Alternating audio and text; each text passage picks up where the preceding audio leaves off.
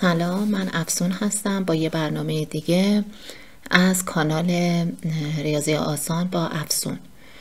این جلسه راجع با حل معادلات درجه دوم با استفاده از تجزیه، ولی این دفعه با استفاده از اتحاد جمله مشترکه. خب ما توی قسمت قبلی از اتحاد مزدوج گفتیم و این قسمت در رابطه با اتحاد جمله مشترک گفتیم. خب چه زمان از اتحاد جمله مشترک استفاده می‌کنیم؟ زمانی که ستایی بود. خب هر وقت به شما چند جمله‌ای دادن که ستایی بود، از اتحاد جمله مشترک استفاده می‌کنید.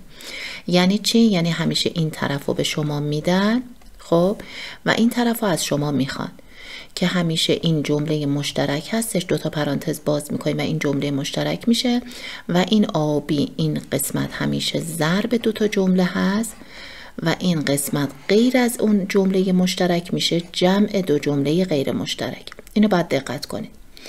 حالا با چند تا مثال شروع میکنیم.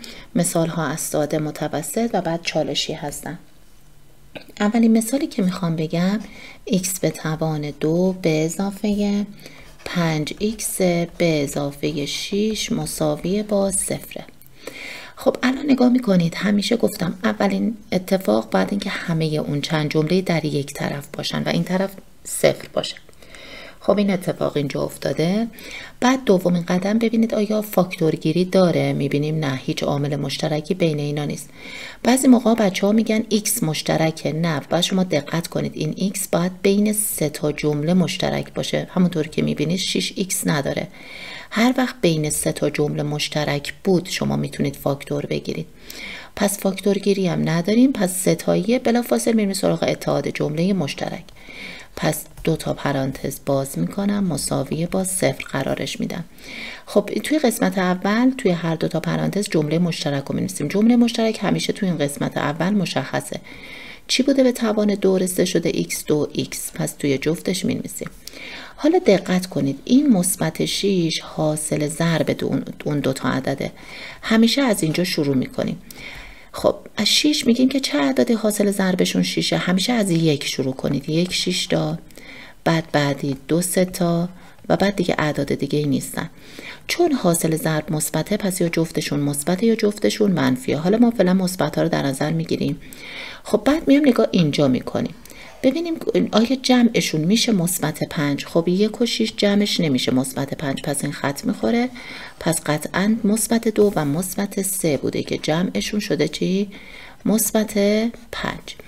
پس باز مثل روند قبلی یا x به اضافه 2 0 بوده که منهای 2 رو به دو طرف اضافه میکنیم، x میشه منفی 2 و یا اینکه x به اضافه 3 0 بوده که ما منفی 3 رو به دو طرف اضافه میکنیم و حاصل میشه x مساوی با منفی 3. پس دو تا جواب منفی 2 و منفی 3 رو داشت.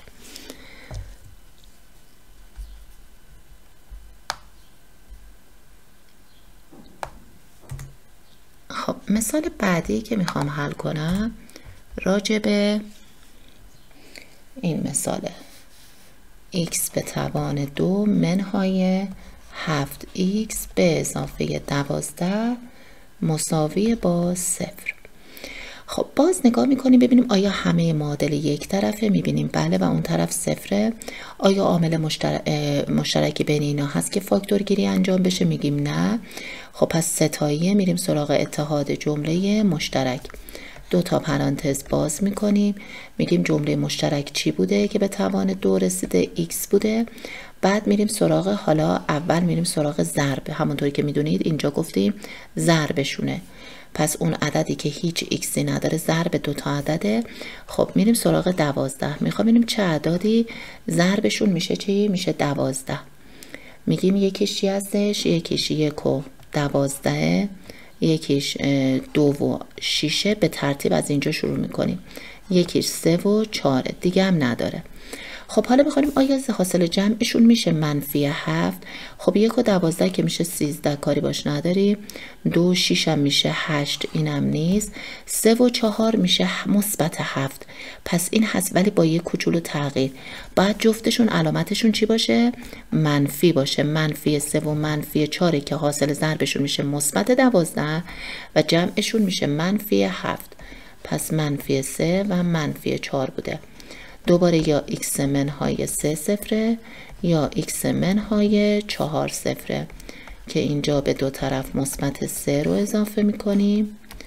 x میشه 3 و اینجا مثبت 4 رو اضافه میکنیم و x میشه 4.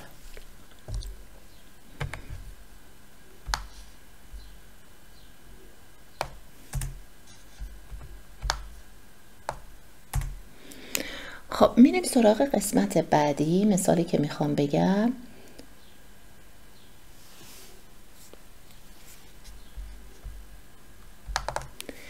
x به توان 2 به اضافه 4x به اضافه 4 مساوی با 0. خب الان نگاه میکنیم ببینیم آیا جمله همه چیز یک طرفه و آیا عامل فاکتور گیری داره، میبینیم نه و ستاییه، پس اتحاد جمله مشترک. خب میگیم جمله مشترک چی بوده؟ x بوده که به توان 2 رسه شده x2. دوباره میگیم این چی بوده که ضرب شده مثبت 4. خب 4 رو باز میکنیم 1 و 4 یا 1 و 4 هستش یا 2 و 2. حالا میریم سراغ این جمعشون باید بشه مثبت 4 1 و 4 که میشه 5 و 2 و 2 بوده. پس مثبت 2. میبینید که از این ستایی رسیدیم اتحاد جمله مشترک، رسیدیم به اتحاد مربع جمع دو جمله، یعنی در واقع x به اضافه 2 به توان 2 بوده که از طرفین رادیکال میگیریم. اینجا میشه x به اضافه 2 مساوی با 0 و x مساوی میشه با منفی 2. خب نگاه کنید، یعنی در واقع چه اتحاد ما نتیجهش بشه اتحاد مربع کامل، چه بشه اتحاد جمله مشترک.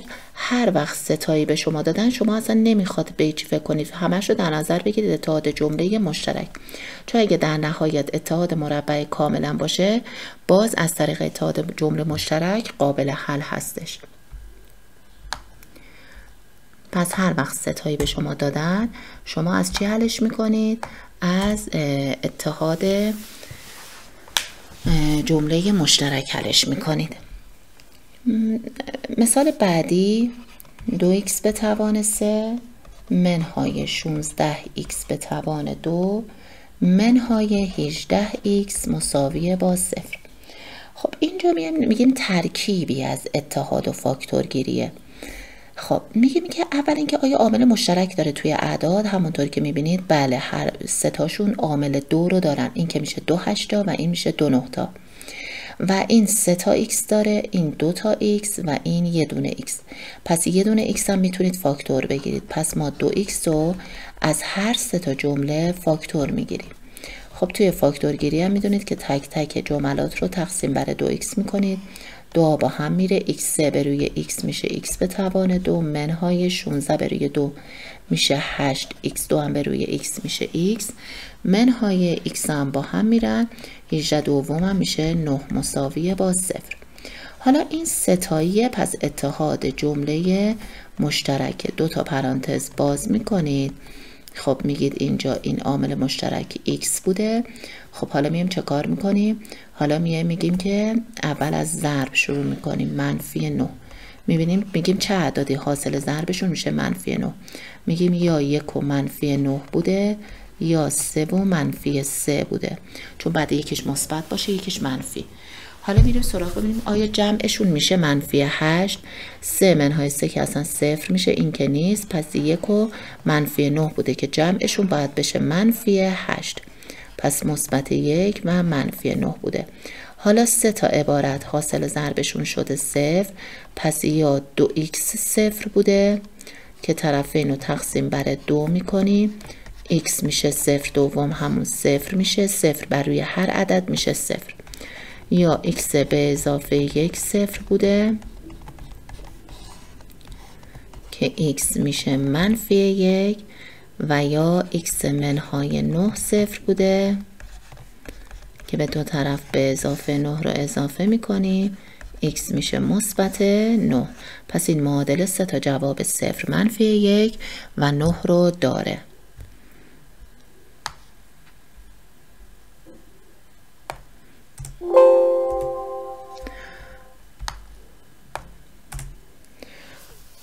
موفق باشید.